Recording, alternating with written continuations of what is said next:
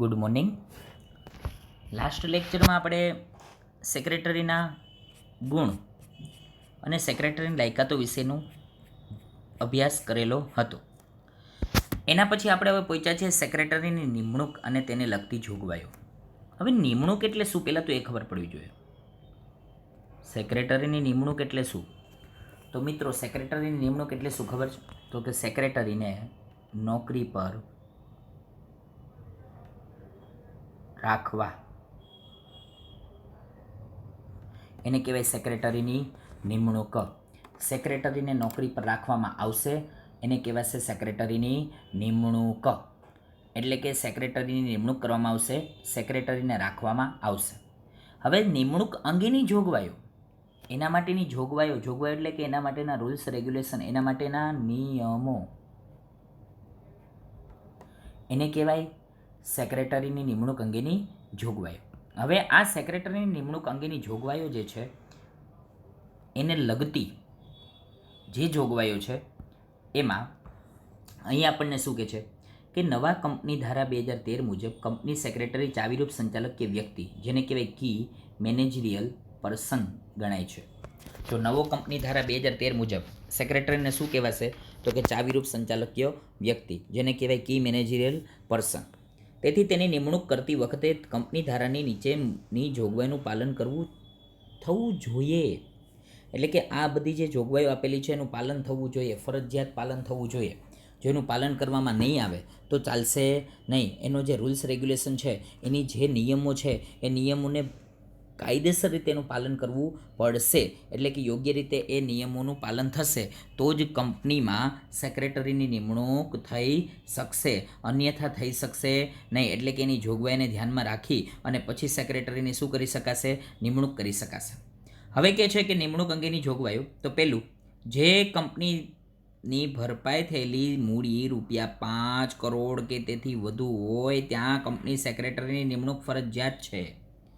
જો વિદ્યાર્થી મિત્રો યાદ રાખજો, જે કંપનીની ભરપાઈ થયેલી એટલે કે શેર ઉપર જે પૈસા આવે એને ભરપાઈ થયેલી મૂડી કહેવાય. શેર ઉપર જેટલા નાણાં આવે એને કહેવાય ભરપાઈ થયેલી મૂડી. હવે શેર ઉપર જે નાણાં આવે એ ભરપાઈ થયેલી શેર મૂડી કહેવાય. એ 5 કરોડ કે તેથી વધુ હોય ત્યાં સેક્રેટરીની નિમણૂક કરવી ફરજિયાત છે. એટલે કે ત્યાં તો સેક્રેટરી હોવો જોઈએ અને જોઈએ જ. એટલે કે ત્યાં સેક્રેટરી વગર ચાલશે નહીં, એમાં તો સેક્રેટરી હોવો જ જોઈએ. એના પછી આગળ કે છે સેક્રેટરી તરીકે ફક્ત જીવંત વ્યક્તિની જ નિમણૂક થઈ શકે. જો જીવંત વ્યક્તિની જ નિમણૂક થઈ શકે. આગળ આપણને એના વિશેની સમજૂતી આપે છે. ભાગીદારી પેઢી, અન્ય સંસ્થા કે સેક્રેટરી તરીકે નિમણૂક આપી શકાય નહીં. ભાગીદારી પેઢીને નિમણૂક આપી શકાશે નહીં, અન્ય કોઈ સંસ્થાને નિમણૂક આપી શકાશે નહીં. માત્ર ને માત્ર જીવંત વ્યક્તિને જ સેક્રેટરી તરીકે નિમણૂક આપી શકાશે. એવી શું છે? તો કે જોગવાઈઓ. એવો શું છે? તો કે નિયમ. ઓકે, તો અહીં કહે છે માત્ર ને માત્ર જીવંત વ્યક્તિને સેક્રેટરી તરીકે નિમણૂક આપી શકાશે. એના પછી જે વ્યક્તિની નિમણૂક કરવાની હોય તે વ્યક્તિ institute of company secretaries of ઇન્ડિયાનું પ્રમાણપત્ર ધરાવતી હોવી જોઈએ. મિત્રો, આ તો આપણે આગળ પણ ભણી ગયા, આના વિશેની આપણને આગળ પણ માહિતી મળેલી હતી. એટલે કે જે વ્યક્તિએ સેક્રેટરી તરીકે નિમણૂક કરવાની હોય એની પાસે CS પ્રમાણપત્ર એટલે કે institute of company secretary of ઇન્ડિયાનું પ્રમાણપત્ર એટલે કે એનું સર્ટિફિકેટ હોવું જોઈએ. જો એની પાસે એનું સર્ટિફિકેટ નહીં હોય તો ચાલશે નહીં, તો સેક્રેટરી તરીકે રહી શકશે નહીં. એવા સેક્રેટરીને કંપનીમાં રાખી શકાય તો કે નહીં. એટલા માટે ફરજિયાત CS એની પાસે કંપની સેક્રેટરીનું પ્રમાણપત્ર હોવું જરૂરી છે. એના પછી આગળ કે છે તો કે કંપની સેક્રેટરી તરીકે નાદાર, અસ્થિર મગજની કે સગીર વ્યક્તિ નિમણૂક થઈ શકે નહીં. જો મિત્રો અહીં શું કહે છે? કંપની સેક્રેટરી તરીકે નાદાર, અસ્થિર મગજની કે સગીર વયની વ્યક્તિની નિમણૂક થઈ શકે નહીં. હવે નાદાર એટલે શું? તો જેની પાસે દેવું એ વધી જાય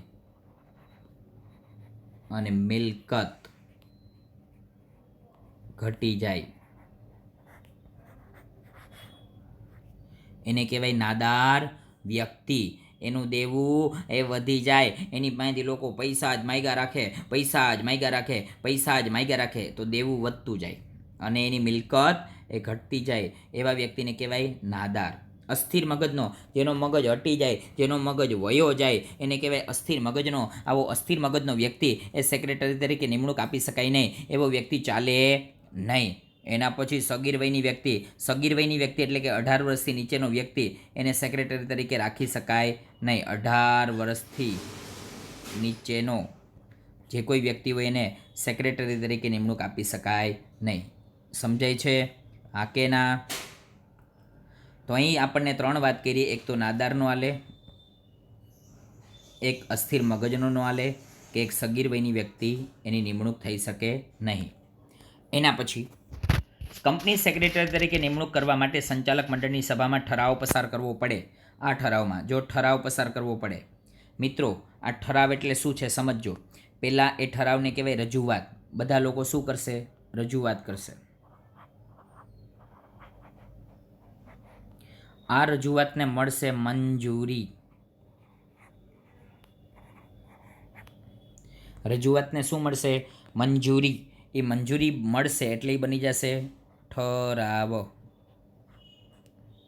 તમામ વ્યક્તિ એ શું કરશે? તો કે રજૂઆત કરશે. એ રજૂઆતને મળી જશે મંજૂરી એટલે બની જશે ઠરાવ. કઈ રીતે મિત્રો એ તમને સમજાવું. દાખલા તરીકે તમે શાળાએ અભ્યાસ માટે આવ્યા. ત્યારે તમારે આજે શાળામાંથી થોડું વહેલું ઘરે જતું રહેવાનું છે. એટલે તમને તમારા વાલીએ એક રજા ચિઠ્ઠી લખી દીધી. તમે રજા ચિઠ્ઠી લઈ અને પ્રિન્સિપાલ સાહેબની ઓફિસમાં ગયા. પ્રિન્સિપાલ સાહેબે આ ચિઠ્ઠી એ તમારી જોઈ એટલે તમે પ્રિન્સિપાલ સાહેબને કરી રજૂઆત. પ્રિન્સિપાલ સાહેબને યોગ્ય લાગ્યું એટલા માટે પ્રિન્સિપાલ સાહેબે એને આપી દીધી મંજૂરી. એટલે કે એમાં પોતાની સિગ્નેચર કરી દીધી ને તમને કીધું કે આ વાંધો નહીં, તમે વહેલા જઈ શકો છો. એણે તમને જો મંજૂરી આપી તો એ બની જશે કાયદેસરનો કાગળ. એટલે એને કહેવાય છે ઠરાવ, જેને કહેવાય કાયદેસરનો કાગળ, કાયદેસરનો દસ્તાવેજ. ઓકે મિત્રો, સમજાય છે હું શું બોલું છું? તો અહીં રજૂઆત એને મળે મંજૂરી એટલે એ બની જાય ઠરાવ. આમ સંચાલક મંડળની સભામાં બધા રજૂઆત કરશે અને એ રજૂઆતને મળશે મંજૂરી એટલે એ બની જશે ઠરાવ. અને ઠરાવ પસાર થઈ ગયા પછી સેક્રેટરીની શું કરવામાં આવશે? તો કે નિમણૂક કરવામાં આવશે. એ ઠરાવમાં શું નક્કી કરવામાં આવે? પેલું છે નિમણૂક અંગેની શરતો. નિમણૂક માટેની શરતો નક્કી કરવામાં આવશે કે સેક્રેટરીને આટલા પગારથી રાખવો, આ રીતે રાખવો, આટલા દિવસ માટે રાખવો, આટલા કામ એને કરવાના રહેશે. આ બધી બાબતોનો સમાવેશ એ કેમાં થશે? નિમણૂક અંગેની શરતો. એના પછી મહેનતાણું. મહેનતાણું એટલે એને કહેવાય પગાર, એને કહેવાય વેતન, એને કહેવાય સેલેરી. એને કહેવાશે એનો પગાર, એને કહેવાશે એનું વેતન, એને કહેવાશે એની સેલેરી. મહેનતાણું, મહેનતના બદલામાં મળતું વળતર. એના પછી છે મેમ્બરશીપ નંબર હોવો જોઈએ. મેમ્બરશીપનો અર્થ થાય સભ્યપદ નંબર. કોઈ પણ સેક્રેટરીએ જે તે કંપનીમાં સભ્યપદ નંબર પ્રાપ્ત કરેલો હોવો જોઈએ અને એ સભ્યપદ નંબર એણે જે તે કંપનીમાં દર્શાવેલો હોવો જોઈએ. પછી જ એ કાયદેસરનો શું કહેવાશે? તો કે સેક્રેટરી કહેવાશે. એટલા માટે આ ઠરાવમાં 3 વસ્તુ નક્કી થશે. પહેલું કીધું નિમણૂક અંગેની શરતો, બીજું કીધું મહેનતાણું અને ત્રીજું કીધું મેમ્બરશીપ નંબર એ હોવો જોઈએ. એના પછી આગળ કે છે છઠ્ઠું, સેક્રેટરી પાસેથી KMP કી મેનેજરિયલ પર્સન તરીકે નિમવા માટેની સંમતિ લેવી પડે. જો સંમતિનો અર્થ થાય કે સેક્રેટરીની હા હોવી જોઈએ. તમારી કંપનીમાં આ વ્યક્તિ સેક્રેટરી તરીકે નિમણૂક પામે છે તો એ વ્યક્તિ એમાં હા પાડવો જોઈએ કે હા, મારે સેક્રેટરી તરીકે આ કંપનીમાં રહેવું છે. એની શું હોવી જોઈએ? સંમતિ હોવી જોઈએ. એની પોતાની પરમિશન, એની પોતાની હા હોવી જોઈએ, એની પોતાની મંજૂરી હોવી જોઈએ. તમે રાખી લીધો કંપનીમાં અને એની ઈચ્છા નથી તો એવું ચાલે નહીં. એની પાસેથી સંમતિ લેવી પડે, એને પૂછવું પડે, એની ઈચ્છા હોય એ મુજબ એને રાખવો પડે. એટલા માટે શું કહે છે? તો કે ભાઈ સંમતિ લેવી પડે. એના પછી આગળ કહે છે કંપની રજિસ્ટ્રાર પાસે ફોર્મ MGT 14 જેની સાથે સંચાલક મંડળનો ઠરાવ અને સેક્રેટરી પાસે KMP તરીકે લીધેલ સંમતિપત્રક નોંધાવવું પડે. આ MGT એ એક પ્રકારનું ફોર્મેટ છે.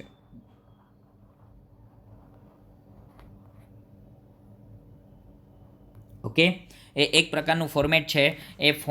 એ ફોર્મેટે ભરવું પડે અને એની પાસેથી જે સંમતિપત્રક લીધું છે એ સંમતિપત્રક બીડવું પડે અને કોની પાસે મોકલવું પડે તો કે કંપનીના રજિસ્ટ્રાર પાસે. કંપનીના રજિસ્ટ્રારની પાસે આ પત્રક એ મોકલી દેવું પડે અને એ મોકલી દીધા પછી એ કાયદેસરનો શું થશે તો કે એ કાયદેસરનો કંપની સેક્રેટરી તરીકે એની નિમણૂક મળશે. એટલા માટે MGT 14 જેની સાથે એક સંચાલક મંડળનો ઠરાવ, જો ઠરાવે જોડવાનો અને એની સાથે સેક્રેટરી કે MP તરીકે લીધેલ સંમતિપત્રક નોંધવું પડે. એના પછી ફોર્મ MR1ની સાથે જે વ્યક્તિની નિમણૂક કે MP તરીકે કરી હોય તેની સંમતિને સંચાલક મંડળનો ઠરાવ 60 દિવસમાં નોંધાવવું પડે. ક્યાં નોંધાવવું પડશે તો કે કંપનીના રજિસ્ટ્રાર પાસે. કંપનીનો રજિસ્ટ્રાર એટલે કોણ તો કે કંપનીની નોંધણી કરી દેનારો અધિકારી. મિત્રો હું જે લખું છું એ લખજો. કંપનીની નોંધણી કરી દેનારો અધિકારી. કોનો અધિકારી તો કે સરકારનો, એટલે કે સરકારી પ્રતિનિધિ. ઓકે, તમારે કે મારે કોઈ પણ વ્યક્તિએ કંપનીની શરૂઆત કરી હોય ત્યારે કંપનીની શરૂઆત કરતી વખતે તમારે કંપનીનું નોંધણી કરાવવી પડે, એટલે કે રજિસ્ટ્રેશન કરાવવું પડે અને એ સરકારના પ્રતિનિધિ પાસે જઈને કરાવવું પડે. ઓકે, એના પછી આગળ કે છે સેક્રેટરીના કાર્યો અને ફરજો. હવે આપણને મિત્રો સમજાવે છે સેક્રેટરીએ કયા પ્રકારના કાર્યો કરવાના હોય, કઈ પ્રકારની ફરજ નિભાવવાની હોય. તો સેક્રેટરીના કાર્યો, ખાનગી કંપની અને જાહેર કંપની કે બહુરાષ્ટ્રીય કંપની હોય તેમાં કંપની સેક્રેટરીનું સ્થાન વિશેષ છે. બહુરાષ્ટ્રીય એટલે ઇન્ટરનેશનલ લેવલે કામ કરતી કંપની, એટલે કે વિશ્વના ઘણા બધા દેશોની સાથે જોડાયેલી હોય એવી કંપની, એને કહેવાય બહુરાષ્ટ્રીય કંપની. ખાનગી કંપની એટલે કે કોઈ વ્યક્તિ હસ્તક ચાલતી હોય એવી કંપની. જાહેર કંપની એટલે કે સરકાર હસ્તક ચાલતી હોય એવી કંપની. ખાનગી કંપની રિલાયન્સ, ટાટા. જાહેર કંપની ભારતીય પેટ્રોલિયમ, ઇન્ડિયન ઓઇલી. આ કઈ કંપની છે? સરકાર હસ્તક ચાલતી કંપની છે, એટલા માટે આ કંપનીને કેવી કહેવાય? જાહેર. આ કંપનીને કેવી કહેવાય? ખાનગી. બહુરાષ્ટ્રીય એટલે કે ઇન્ટરનેશનલ લેવલે કામ કરતી, દાખલા તરીકે આ બે કંપની ઇન્ટરનેશનલ લેવલે કામ કરે. રિલાયન્સે કામ કરે છે અને ટાટા પણ કામ કરે છે. કઈ રીતે કરે છે તો કે ઇન્ટરનેશનલ લેવલે વિશ્વના ઘણા બધા દેશોની સાથે આ કંપનીઓ જોડાયેલી છે. એના પછી જે કંપની સેક્રેટરીના કાર્યો અને ફરજોનો આધાર, જો એનો આધાર કોની ઉપર રહેલો છે તો કે કંપનીનો કદ, ધંધાનો પ્રકાર, નિમણૂકની શરતો, સંચાલકોએ સોંપેલ કાર્ય ઉપર આધાર રાખે છે. કંપનીનો કદ કેવું છે એટલે કે કેટલા કદમાં વિસ્તારેલી છે એ, ધંધાનો પ્રકાર એટલે કે કયા પ્રકારનો ધંધો કંપની કરે છે એ, એના પછી નિમણૂકની શરતો એટલે કે નિમણૂક માટેની જે શરતો નક્કી કરી હોય એ, એના પછી સંચાલકોએ સોંપેલા કાર્યો ઉપર આધાર રાખે છે. સંચાલકોએ જે કામ સોંપેલું છે એની ઉપર આધાર રાખે એ પ્રમાણે કંપનીમાં સેક્રેટરીના કાર્યો એ સોંપણી કરવામાં આવે છે. નિમણૂક અંગે જ્યારે કરાર કરવામાં આવે ત્યારે તેને કેવા કાર્યો કરવાના છે તેની સ્પષ્ટતા કરવામાં આવેલી હોય. નિમણૂક અંગે જ્યારે કરાર કરવામાં આવે, કરાર એટલે સમજૂતી,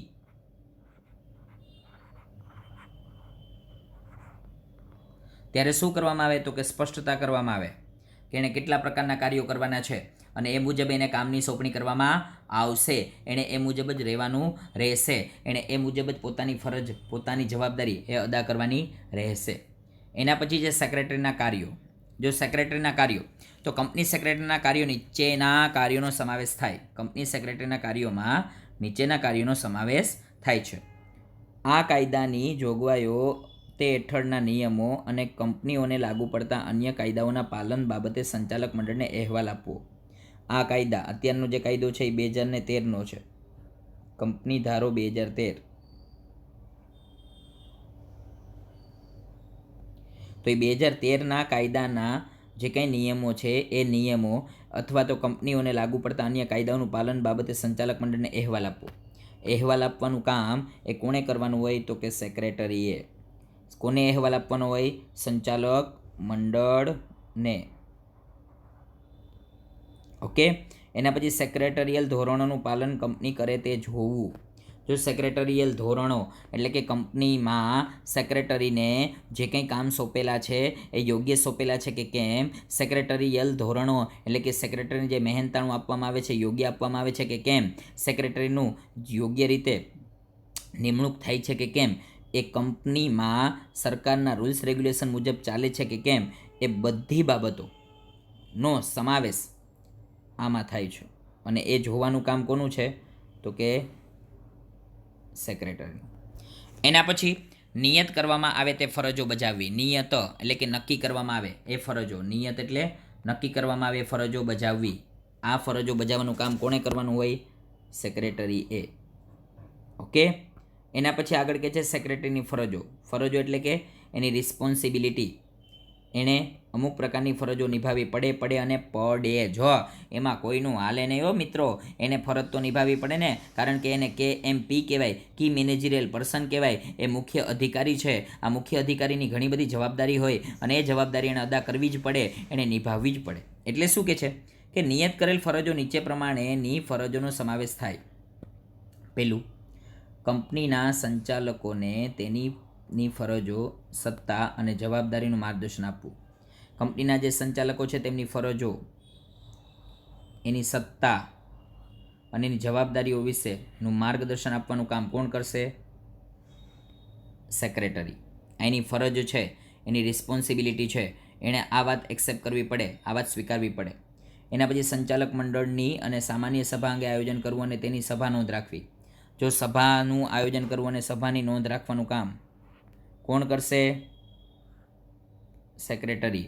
કારણ કે એ શું છે? એની રિસ્પોન્સિબિલિટી, એની ફરજ છે. સંચાલક મંડળ, સામાન્ય સભા, સરકાર કે અન્ય સત્તા પાસેથી કંપની ધારાની જોગવાઈ અનુસાર જરૂરી મંજૂરી મેળવવી. તમામ પ્રકારની જરૂરી મંજૂરી મેળવવાનું કામ એ કોણ કરશે? તો કે સેક્રેટરી. વિદ્યાર્થી મિત્રો યાદ રાખજો, સંચાલક મંડળ, સામાન્ય સભા કે સરકાર, આ બધાની પાસેથી જે કાંઈ માહિતી છે અથવા તો જે કાંઈ મંજૂરી છે એ મેળવવાનું કામ એ માત્ર ને માત્ર કોણે કરવાનું હોય? તો કે સેક્રેટરી કરવાનું હોય. એના પછી કંપની ધારા મુજબ અન્ય ફરજો બજાવવી અને તે મુજબ જુદા જુદા સત્તામંડળો સમક્ષ રજૂઆત કરવી. કંપની ધારા મુજબ અન્ય ફરજો બજાવવી અને જે તે માટે જુદા જુદા સત્તામંડળો સમક્ષ રજૂઆત કરવી. એ સત્તામંડળની સમક્ષ રજૂઆત કરવાનું કામ, એની સમક્ષ જે કંઈ વાત છે એ રજૂ કરવાનું કામ, એ મંજૂરી મેળવવાનું કામ એ કોણ કરશે? સેક્રેટરી. એના પછી કંપનીના ધંધા માટે સંચાલક મંડળને જરૂરી મદદ કરવી. સંચાલક મંડળને જરૂરી મદદ કરવાનું કામ કોણ કરશે? સેક્રેટરી. એના પછી કંપનીના સંચાલક મંડળને કંપનીના સુશાસન એટલે સારામાં સારું સંચાલન, એને કહેવાય સુશાસન, ગુડ કોર્પોરેટ ગવર્નન્સ અને શ્રેષ્ઠ કાર્ય પ્રણાલી, બેસ્ટ પ્રેક્ટિસ અંગે મદદ અને માર્ગદર્શન આપવું. જો સારામાં સારું સંચાલન થાય, સારામાં સારું મેનેજમેન્ટ થાય, એના માટે શું કરવું પડશે? તો કે એના માટેની પોતાની ફરજ નિભાવવી પડશે. અને શ્રેષ્ઠ કાર્ય પ્રણાલી એટલે કે કામ કરવાની જે પ્રણાલી છે, કામ કરવાની જે રીત છે એ શ્રેષ્ઠ થાય, એ સારામાં સારી થાય, એનું ધ્યાન રાખવું પડશે. કોને ધ્યાન રાખવું પડશે? સેક્રેટરીએ. આ એની શું છે? તો કે ફરજ. એના પછી છે કંપની ધારામાં અથવા નિયમોમાં જણાવેલ અન્ય ફરજો અદા કરવી. કંપની ધારામાં અથવા નિયમોમાં જણાવેલ અન્ય ફરજો અદા કરવી. અદા કરવી એટલે કે નિભાવવી, એને કહેવાય અદા કરવી. એના પછી છે સંચાલક મંડળ દ્વારા વખત સોંપવામાં આવેલી અન્ય ફરજો અદા કરવી. સંચાલક મંડળ દ્વારા જે કંઈ સત્તા સોંપવામાં આવશે એ સત્તાનો યોગ્ય રીતે ઉપયોગ કરવો અને એ સત્તાનો યોગ્ય રીતે ઉપયોગ કરી અને એની જે કંઈ ફરજ છે એ નિભાવવી પડશે, એ નિભાવવી જોશે. કોણે નિભાવવી જોશે?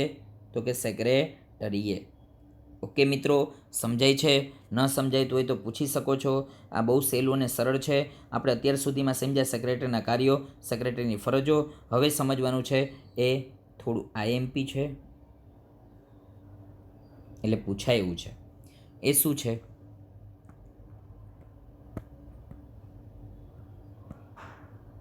તો સેક્રેટરીની સત્તાઓ, મર્યાદાઓ અને જવાબદારીઓ. તો પહેલાં તો સેક્રેટરીને કઈ પ્રકારની સત્તા આપવામાં આવે છે એ જોઈએ. પહેલું કે છે સેક્રેટરીની સત્તાઓ. Authority of the secretary. Company ધારામાં સેક્રેટરીને સ્પષ્ટ રીતે કોઈ સત્તા આપવામાં આવેલ નથી, પરંતુ નિયમન પત્રમાં આ અંગેની જોગવાઈ કરવામાં આવે છે. નિયમન પત્રમાં આના માટેની જોગવાઈ કરવામાં આવે છે. આમ જોઈએ તો કોઈ સ્પષ્ટ સત્તા આપવામાં આવેલી નથી, પણ નિયમન પત્રમાં હોય. હવે મને એ ખબર જ નથી કે નિયમન પત્ર એટલે શું, તો મારે તમને પહેલાં તો એ સમજાવવું પડે નિયમન પત્ર એટલે શું. તો નિયમન પત્રનો અર્થ એ થાય મિત્રો, યાદ રાખજો, કંપનીના રોજબરોજના વહીવટી કાર્યો કેવી રીતે કરવા એ દર્શાવતો દસ્તાવેજ. કંપનીના રોજબરોજના વહીવટી કાર્યો કેવી રીતે કરવા એ દર્શાવતો દસ્તાવેજ એને કહેવાય નિયમન પત્ર. સાંભળજો, હું ફરી પાછું એક વખત બોલું છું. કંપનીના રોજબરોજના વહીવટી કાર્યો કેવી રીતે કરવા એ દર્શાવતો દસ્તાવેજ એને કહેવાય નિયમન પત્ર.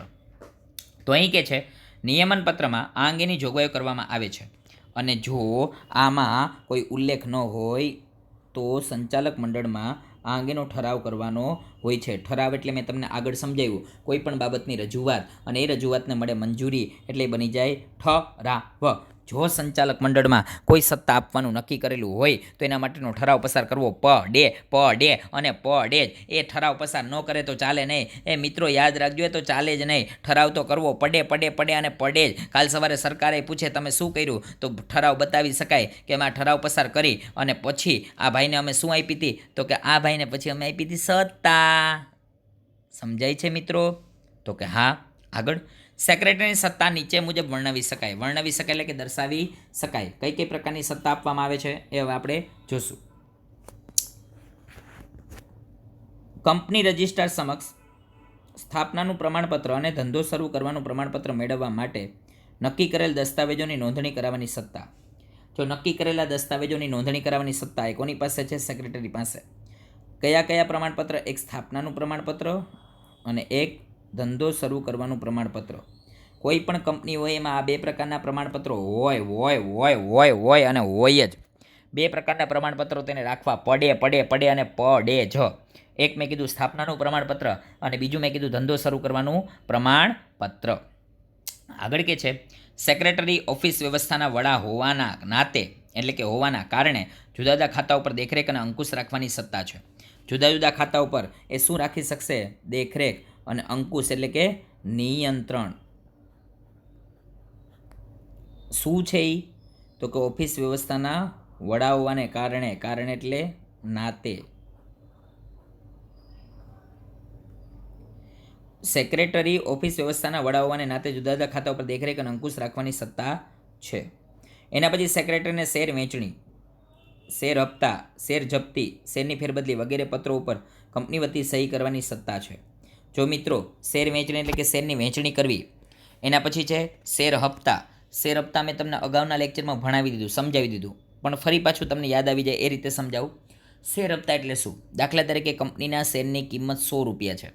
કંપનીએ 100 રૂપિયા એકાયરે ન મગાવ્યા, એની બદલે પહેલો હપ્તો મગાવ્યો 20 નો, બીજો હપ્તો મગાવ્યો 20 નો, ત્રીજો હપ્તો મગાવ્યો 20 નો, ચોથો હપ્તો મગાવ્યો 20 નો, પાંચમો હપ્તો મગાવ્યો 20 નો. આમ કંપનીએ ટોટલ 5 હપ્તા મગાવ્યા, રૂપિયા 20 ના. આમ 20 ના હપ્તા મગાવ્યા, એને કહેવાય હપ્તેથી શેર બહાર પાડ્યા, એને કહેવાય શેર હપ્તા. હવે અમારી બાજુમાં એક રમેશભાઈ હતા, એ રમેશભાઈ બિચાકડા પૈસા ન ભરી શક્યા, એટલે કંપની એને સમજાવ્યા, પણ એ સમજી ન શક્યા.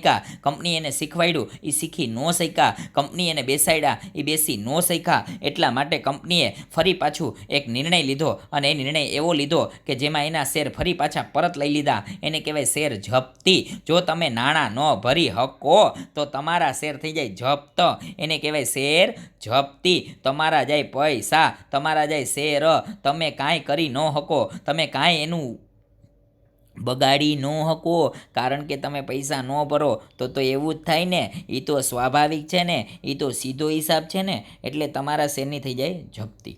એના પછી આગળ કહે છે શેરની ફેરબદલી વગેરે પત્રો ઉપર કંપની વતી સહી કરવાની સત્તા. આ બધાની ઉપર કંપની વતી સહી કરવાની સત્તા કોની પાસે છે? સેક્રેટરી પાસે છે. આમ કોઈ પણ કાગળ ઉપર, નિશાળના શાળાના કોઈ પણ કાગળ ઉપર કોણ સહી કરી શકે? તો કે પ્રિન્સિપાલ. એવી જ રીતે કંપનીના કોઈ પણ કાગળ ઉપર કોણ સહી કરી શકે? તો કે સેક્રેટરી. કયા કયા કાગળ? શેર વેચણીનું કાગળ, શેર હપ્તાનું કાગળ, શેર જપ્તીનું કાગળ અને શેરની ફેરબદલી વગેરે પત્રો ઉપર કંપની વતી સહી કરવાની સત્તા છે. એના પછી કંપની વતી વિવિધ પક્ષકારો સાથે સેક્રેટરીને પત્ર વ્યવહાર કરવાની સત્તા છે. વિવિધ પક્ષકારો, જુદા જુદા પક્ષકારો સાથે પત્ર વ્યવહાર એટલે કે પત્રની આપ લે કરવાની સત્તા એ કોની પાસે છે? સેક્રેટરી પાસે. પણ કોના વતી મિત્રો? કંપની વતી. વિવિધ પક્ષકારો સાથે સેક્રેટરીને પત્ર વ્યવહાર કરવાની સત્તા છે. એના પછી સેક્રેટરીને કંપની વતી એજન્ટ તરીકે કાર્ય કરવાની સત્તા છે. જો એ એક પ્રકારનો કંપનીનો શું છે, એજન્ટ, એટલે કે કંપની વતી કામ કરે છે. તમે જેના વતી કામ કરતા હોવ તમે એના કહેવાય એજન્ટ. આમ કંપની વતી કામ થતું હોય એટલા માટે એ કહેવાય છે એનો એજન્ટ. સમજાય છે? એટલા માટે કહે છે કે સેક્રેટરી એ કંપની વતી એજન્ટ તરીકે કાર્ય કરે છે. તમામ પ્રકારની જવાબદારી કંપનીની એ નિભાવે છે. એના પછી આગળ કહે છે સંચાલક મંડળ પાસેથી મળેલી સત્તાના આધારે સેક્રેટરી કંપની વતી કોઈ કાર્ય કરે તો તે માટે કંપનીને જવાબદાર ઠેરવી શકે છે. જો કંપની વતી કોઈ કાર્ય કરશે તો એ જવાબદાર કોને ઠેરવી શકે? કંપનીને. કારણ કે એ તો કંપની માટે કામ કરે છે ને મિત્રો, એટલા માટે કંપનીને જવાબદાર ઠેરવી શકે. એના પછી સંચાલક મંડળે સોંપેલ કાર્યો કરવાની સત્તા છે. સંચાલક મંડળને જે કામ સોંપે એ તમામ કામ કરવાની સત્તા કોની પાસે છે? સેક્રેટરી પાસે. હવે એની સત્તાની મર્યાદા, કેટલીક મર્યાદાઓ છે, કેટલીક લિમિટેશન છે, કેટલીક મર્યાદાઓ એટલે કે કેટલીક એની ખામી છે. કઈ કઈ? તો એ જોઈ લઈએ. જો સંચાલક મંડળે સત્તા ન આપી હોય તો તે પોતાની ઈચ્છા મુજબ સભા બોલાવી શકતો નથી. ઓહો, સભા તો એ સંચાલક મંડળને પૂછવું પડે. એ સંચાલક મંડળને પૂછ્યા પછી જ સભા બોલાવી શકાય. એ પહેલાં સભા બોલાવી શકાતી નથી.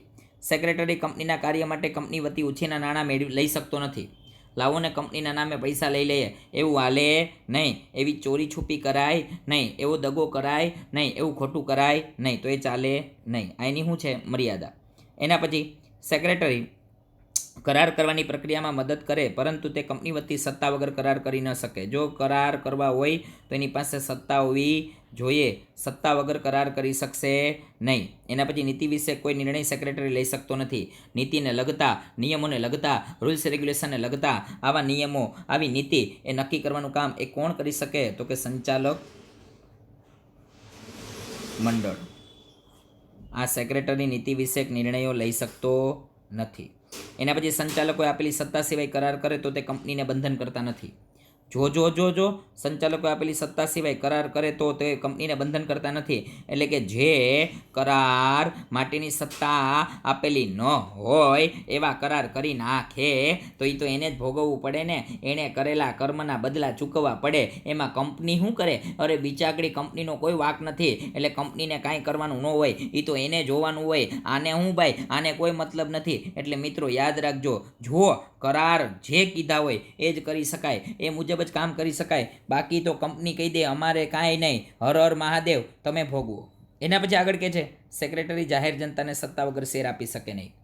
જાહેર જનતાને સત્તા વગર શેર ન આપી શકે. શેર એટલે શું? તો કે મૂડીના નાના નાના ટુકડા. આ નાના નાના ટુકડા એ સત્તા વગર આપી શકાશે નહીં. કોને? જાહેર જનતાને. કોણ નહીં આપી શકે? તો કે સેક્રેટરી. આ બધી એની સત્તાની મર્યાદા છે. આ સત્તાની મર્યાદાની બહાર એણે કામ કરવાનું ન હોય. અને જો કરે તો એ જ ભોગવે ને. આપણે કાંઈ નહીં. આપણે શું મતલબ? આપણે એનાથી કોઈ લેવા દેવા છે નહીં. તો અહીં આપણે સેક્રેટરીની સત્તાની મર્યાદા જોઈ. હવે આપણે જોવાનું છે સેક્રેટરીની ફરજો. એ જોશું આપણે નેક્સ્ટ લેક્ચરમાં. Okay, thank you.